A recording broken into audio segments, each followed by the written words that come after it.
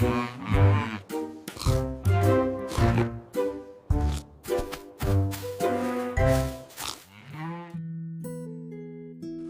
ఊళ్ళో మాణిక్యాలరావు గారు అని ఒక పెద్ద భూస్వామి.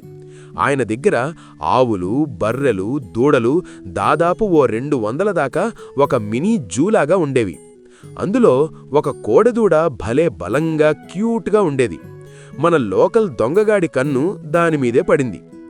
ఈరోజు రాత్రికి ఆ దూడని లేపేయాల్సిందే అని స్కెచ్ వేసి ఎవ్వరికీ కనపడకుండా పశువుల కొట్టంలో దూలం మీదెక్కి దాక్కున్నాడు. కట్ చేస్తే అదే ఊరి బయట అడవిలోంచి ఓ పెద్ద పులికి ఫుల్లుగా ఆకలేసి ఏదో ఒక దూడని లాగించేద్దాం అని సైలెంట్గా వచ్చి అదే కొట్టంలో ఓ పక్కన పడుకుంది. రాత్రి చీకటి పడ్డాక దొంగగాడు దూలం మీద నుంచి కిందకి దిగాడు.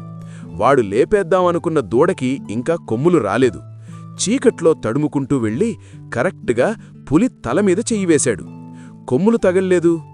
దొరికిందిరా నా కోడెదూడ అని ఫిక్స్ అయిపోయి అమాంతం జంప్ చేసి పులి వీపు మీద కూర్చుని చల్ చల్ అని తోలాడు.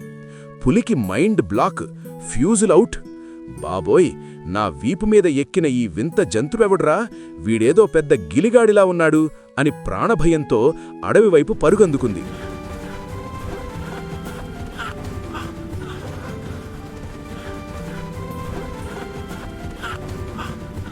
తెల్లవారేసరికి నట్టడవిలోకి వెళ్ళిపోయింది. అప్పుడు వెలుతురులో దొంగ కిందకి చూస్తే వాడు ఎక్కింది దూడ కాదు, దరిద్రమని అర్థమైంది. అయ్యబాబోయ్, పులిమీద పుట్రలాగా దీని వీపు మీదకెక్కానేంట్రా దేవుడా అని భయంతో వణికిపోయాడు. ఇంతలో ఓ పెద్ద మర్రి చెట్టు రాగానే దానికున్న ఊడ పట్టుకుని కరెక్ట్గా టార్జాన్లాగా చెట్టు మీదకి ఎస్కేప్ అయ్యాడు దొంగ. వీపుమీద బరువు తగ్గగానే బ్రతుకు జీవుడా, ఆ గిలిగాడు వదిలాడు అని పులి ఇంకా స్పీడుగా పారిపోవడం స్టార్ట్ చేసింది. అలా పరిగెడుతున్న పులికి దారిలో ఒక ఎలుగుబంటి ఎదురై, ఏంటి బావా అలా ఉస్సేన్ బోల్టులా పరిగెడుతున్నావు అని అడిగింది.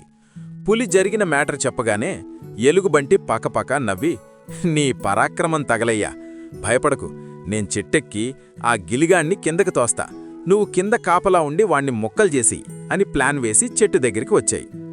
ఎలుగుబంటి చెట్టెక్కుతుంటే పైన ఉన్న దొంగకి చెమటలు పడుతున్నాయి. ఇంక లాభం లేదని అది దగ్గరికి రాగానే టార్గెట్ లాక్ చేసి వెనక్కాలికి పని చెప్పాడు. ఢిష్యుం అని ఒక్క తన్ను తన్నాడు. ఆ దెబ్బకి ఎలుగుబంటి పట్టుతప్పి కింద పడింది. గిలిగాడు కింద పడ్డాడు అని పులి ఏకంగా ఎలుగుబంటి మీదకే దూకింది. అప్పుడు ఎలుగుబంటి భయంతో, ఒరే బావా, నేన్రా ఎలుగుబంటిని, చంపేయకు, పైన ఉన్నవాడు గిలిగాడు కాదురా, వెనక తన్నుడుగాడు, ఇక్కడుంటే మనల్ని అన్యాయంగా తన్ని చంపేస్తాడు, ముందు పారిపోదాంరా అని పులిని వెంటపెట్టుకుని మళ్లీ రివర్స్ గేర్లో పరుగు స్టార్ట్ చేసింది.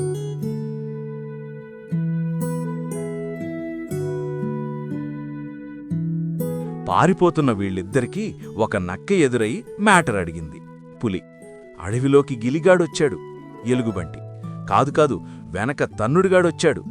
నక్క పడిపడి నవ్వి, హోరి మీ పిచ్చి మొఖాల్లారా, గిలిగాడేంటి తన్నుడిగాడేంటి, మీకసలు బుర్రుందా, పదండి వాడి అంతు నేను చూస్తా అని బిల్డప్ ఇచ్చి ముందుకు నడిచింది. ఈలోపు దొంగ చెట్టు దిగి పక్కనే ఉన్న ఒక పాడుబడ్డ గుడిలోకి దూరి లోపల్నుంచి గడియ పెట్టేశాడు. ఈ 3 జంతువులు అక్కడికొచ్చేసరికి చెట్టుమీద ఎవరూ లేరు. నక్క తన మాస్టర్ మైండ్ వాడి, చూశారా వాడెంత పిరికివాడో, పక్కనే ఉన్న గుడిలో దాక్కున్నాడు, నేను ఓపెన్ చేస్తా ఆగండి అని గుడి తలుపుకున్న బొక్కలోంచి తన తోక దూర్చి గడియ తీయడానికి ట్రై చేసింది. లోపల ఉన్న దొంగ ఆ తోకని గట్టిగా పట్టుకున్నాడు. నక్కకి ప్రాణం పోయినంత పనై ఈకిలించడం అంటే పళ్ళు కొరకడం స్టార్ట్ చేసింది. ఎలుగుబంటికి డౌటొచ్చి, ఏంటి నక్కబావా, భలే ఈకిలిస్తున్నావు అని అడిగింది. దానికి నక్క కవర్ చేసుకుంటూ, ఈకిలించంది సికిలించంది ఎన్నాళ్ల కిందటో వేసిన ఇనుప గడియలు ఊరికే వస్తాయా బావా అని బిల్డప్ ఇచ్చింది. లోపల దొంగ, బయట నక్క కొద్దిసేపు ఆ తోక కోసం టగ్ ఆఫ్ వార్ ఆడారు. ఫైనల్గా ఫట్మని నక్క తోక కాస్త కట్టయిపోయింది. బాబోయ్ నా తోక అని నక్క పరుగొందుకుంది. పులి ఎలుగుబంటి కూడా దాని వెనకాలే పరిగెడుతూ, ఏవైంది నక్కబావా, లోపలున్నది ఎవరు అని అడిగాయి. అప్పుడు నక్క ఏడుస్తూ, గుళ్ళో ఉన్నది గిలిగాడు కాదు, వెనక తన్నుడిగాడు కాదు, వాడు పక్కా తోకపీకుడుగాడు, పారిపోండ్రా బాబు అని ఉరుకులు పరుగులు పెట్టింది. చివరికి మన దొంగగాడు మెల్లగా బయటకొచ్చి, దూడపోతే పోయింది, ప్రాణాలు దక్కైరా దేవుడా అని రిలాక్స్ అయి ఇంటికి జారుకున్నాడు.